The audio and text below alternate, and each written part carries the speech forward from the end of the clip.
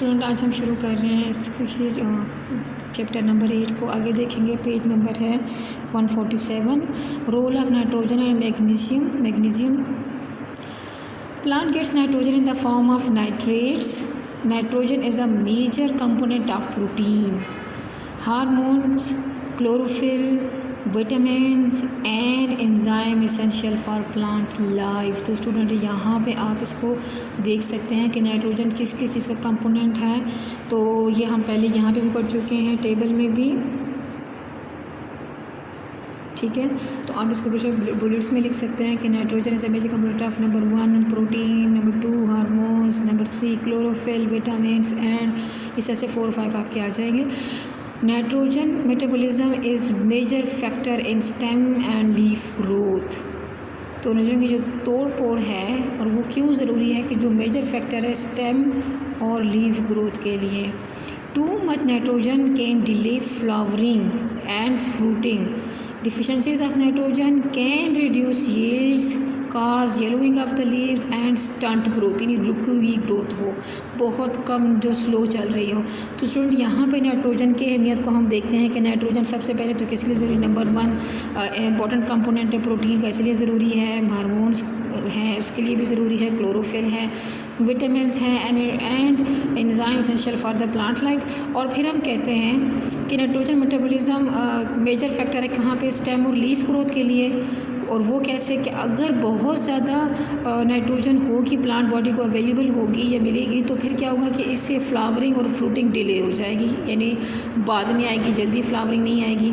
और अगर बहुत ही कम होना शुरू हो जाएगा तो फिर क्या होगा कि इससे पैदावार कम होगी और जो लीव्स हैं वो येलो होना शुरू हो जाएंगे और ग्रोथ में कमी आएगी। तो स्टूडेंट यहाँ पे आप देख सकते हैं कि नाइट्रोजन की ख़ास मकदार ही ज़रूरी है प्लांट ग्रोथ को बेहतर या यील्ड को बेहतर रखने के लिए।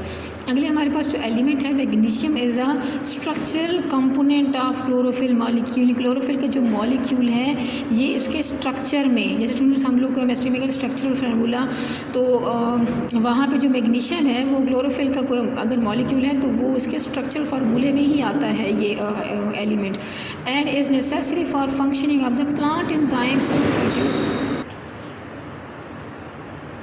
to produce carbohydrates, sugar and fats. It is used for fruit and nut formation and essential for germination of seeds. Deficiencies of magnesium causes yellowing and wilting of leaves. अब इसमें क्या होता है, तो ये लीव्स येलो होना शुरू हो जाएंगे और दूसरे क्या होंगे, मुड़ना शुरू हो जाएंगे लीव्स का। तो स्टूडेंट यहाँ पे भी आपकी इसकी अहमियत का पता चला और डेफिशिएंसी से क्या इफेक्ट होगा। इंपॉर्टेंस ऑफ फर्टिलाइज़र्स, क्या अहमियत है फर्टिलाइज़र्स की, जो प्लांट ग्रोथ हम अक्सर पैदावार को बढ़ाने के लिए, प्लांट्स को या क्रॉप्स को बेहतर करने के लिए यूज़ कर रहे होते हैं। As human cultivated plant it was learn that the addition of the certain material to the soil sometimes result in plant with desirable characteristics, for example more fruit, faster growth, better colour, more attractive flowers. Such materials were named as fertilisers.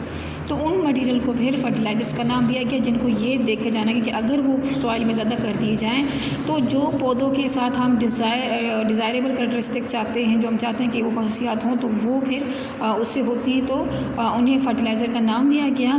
Fertilisers are broadly classified as organic और inorganic. तो fertiliser दोनों तरह के हो सकते हैं, organic भी हो सकता है और इनऑर्गेनिक भी हो सकता है. स्टूडेंट्स, ऑर्गेनिक कंपाउंड्स कौन से होते हैं जिसमें एसेंशियली कार्बन, हाइड्रोजन मौजूद हो, ऑक्सीजन भी साथ में हो सकता है. और इनऑर्गेनिक है कि उसमें एसेंशियली कार्बन के साथ हाइड्रोजन होना ज़रूरी नहीं है, वो कोई भी दूसरा एलिमेंट हो सकता है. Naturally occurring inorganic fertilisers include rock phosphate. अब स्टूडेंट्स, अब आपके पास जो इनऑर्गेनिक फॉस्फेट्स की टाइप्स हैं या नेम्स, अगर आपसे नेम्स हम इनऑर्गेनिक फर्टिलाइजर्स, तो नंबर 1 हमारे पास आ रहा है rock phosphate, element sulphur and gypsum that are not chemically modified. If nitrogen is the main element, they are often described as nitrogen fertilizer. अगर इनमें ज़्यादा एलिमेंट नाइट्रोजन का पाया जाए तो फिर उनको नाइट्रोजन फर्टिलाइज़र के नाम से भी पुकारा जाता है। Most inorganic fertilisers dissolve readily in water and are immediately available to plants for uptake these fertilisers efficiently supply the required nutrients for plant growth. दूसरी इनकी खसूसियत क्या है नाइट्रोजन फर्टिलाइजर्स की या इनऑर्गेनिक फर्टिलाइजर्स की कि ये रेडीली अवेलेबल होते हैं प्लांट के, एकदम से ये डिज़ोल्व हो जाते हैं वाटर में और अवेलेबल होते हैं और जो है ना प्लांट की ग्रोथ का इफेक्ट इस पर नज़र आ सकता है। And natural organic fertiliser is the main. अब यहाँ पे हम कह रहे हैं कि natural organic fertiliser is the one that is derived from either the plant और एनिमल मटीरियल्स कंटेनिंग वन और मोर एसेंशियल एलिमेंट्स। प्लांट या कोई एनिमल मटीरियल हो, अमूमन स्टूडेंट्स इसका जो है ना गोबर यानी कि जो बाय प्रोडक्ट्स होते हैं वही इस्तेमाल किए जाते हैं उनमें कुछ, और जो एसेंशियल एलिमेंट्स हैं वो अगर उनमें हैं तो वो इस्तेमाल किए जाते हैं। Organic fertilisers are more complex chemical substances. अब यहाँ पे पॉइंट नोट करने वाला है, organic fertilizer are the more complex chemical substances that take time to be broken down into forms usable by plants.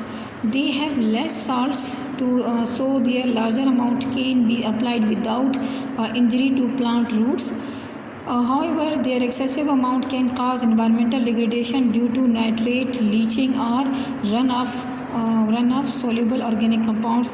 Manure and compost are used as organic fertilizers.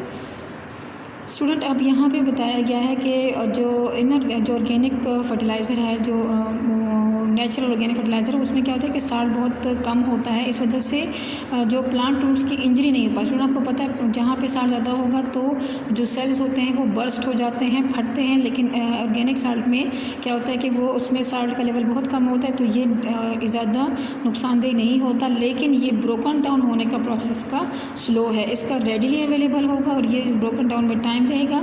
और दूसरा उसका अगर बहुत ज़्यादा अमाउंट यूज़ हो जाएगी तो फिर इससे क्या होगा कि इससे माहौलियाती आलूदगी में थोड़ा सा जो है ना नुकसान हो सकता है कि वो जो उसमें कुछ एलिमेंट हैं जो बहुत ज़्यादा एक्सेसिव होंगे वो ज़मीन के अंदर या सॉइल के अंदर बहुत गहराई में चले जाएंगे। स्टूडेंट मेन्योर और कंपोस्ट जो है, ये मेन्योर भी इसको कहते हैं, मेन्योर जो कहते हैं जो कि गोबर वगैरह का बहुत ज़्यादा जो एनिमल डंग वगैरह है उसको थोड़ा सा खुश्क करके इस्तेमाल करते हैं। और कंपोस्ट में क्या होता है कि उसमें जो प्लांट मटेरियल जैसे पत्ते वगैरह नीचे गल सड़ रहे होते हैं तो उनको इकट्ठा करके या कुछ अरसे के लिए एक साथ रखते हैं ताकि वो डिकम्पोज हों थोड़े से, तो वो वहाँ उससे बनता है। Are used as organic fertilisers. They can also increase the soil drainage, aeration. Drainage मतलब पानी का निकलना, एरेशन हवा का ज़्यादा बेहतर तौर पर सॉइल के अंदर जाना, वाटर होल्डिंग कैपेसिटी यानी ज़्यादा से ज़्यादा पानी को वो होल्ड कर सकेंगे, and the ability of the soil to hold nutrients. और इन रिटर्न जो सॉइल के अंदर एबिलिटी है कि वो न्यूट्रिएंट्स को ज़्यादा देर तक अपने अंदर रख सकें तो ये इसकी एबिलिटी बढ़ती चली जाएगी। Environmental hazards related to fertiliser. आपको फर्टिलाइज़र की यूज़ करने से माहौलियाती क्या तबाहकारी हो सकती है, क्या हमारे माहौल को नुकसान का सामना करना पड़ सकता है। Massive quantities of inorganic fertiliser effect the, तो यहाँ पे नोट करते रहें, इनऑर्गेनिक फर्टिलाइजर्स का पहले बताया हुआ है। Effect the soil nutrient holding capacity. अब सॉइल में एक ख़ास हद होती है कि वो न्यूट्रन को जो है ना होल्ड कर सके। Their high solubilities also degrade ecosystem, वो भी इसको डिस्टर्ब करते हैं थ्रू यूट्रिफिकेशन। यूट्रिफिकेशन क्या मतलब है, means an increase in chemical nutrients typically compounds containing nitrogen or phosphorus in an ecosystem. Storage and application of some nitrogen fertilizers may cause emission of the greenhouse gas nitrous oxide। और ये भी nitrous oxide जो है वो green house gas की gas है जिसकी वजह से इसके एमिशन हो सकता है, जिसकी वजह से ग्रीन हाउस इफेक्ट का ये काज बन सकता है। और ये स्टूडेंट नो कि ग्रीन हाउस की इफेक्ट क्या है कि उससे टेम्परेचर बढ़ना शुरू हो जाता है। अमोनिया गैस में भी emitted from the applied inorganic fertiliser. ये भी आप देख सकते हैं कि अमोनिया भी नाइट्रोजन का एलिमेंट मौजूद है तो इससे अमोनिया गैस भी रिलीज़ हो सकती है।